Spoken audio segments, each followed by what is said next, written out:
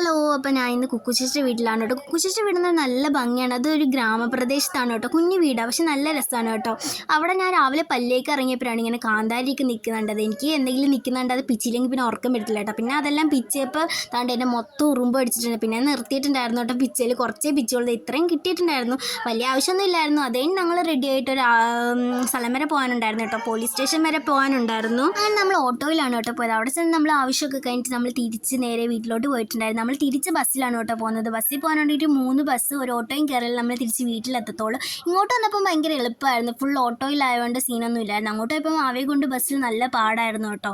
പിന്നെ നമ്മൾ ബസ്സൊക്കെ ഇറങ്ങി ഒരു ബേക്കറി കയറി ഐസ്ക്രീമൊക്കെ മേടിച്ചിട്ട് പിന്നെ അമ്മുച്ചിക്ക് ഫോണൊക്കെ നോക്കാനുണ്ടായിരുന്നു. അങ്ങനെ നമ്മളൊരു ഫോൺ കടയിലൊക്കെ കയറി ഫോണൊക്കെ നോക്കിയിട്ട് തിരിച്ചിറങ്ങി വീട്ടിലോട്ട് നടന്നിട്ടുണ്ടായിരുന്നു കേട്ടോ. അങ്ങനെ ഫ്രാഷൻ ഫ്രൂട്ട് കണ്ടപ്പോൾ ഒരു വീട്ടിൽ അങ്ങനെ കുക്കുചേച്ചി അത് പിച്ചിക്കൊണ്ടിരിക്കുകയാണ് കേട്ടോ. അത് കഴിഞ്ഞിട്ട് നമ്മളൊരു ഓട്ടോയിൽ കയറി നേരെ വീട്ടിൽ പോയിട്ടുണ്ട്. അപ്പോൾ ഇത്രയേ ഉള്ളൂ.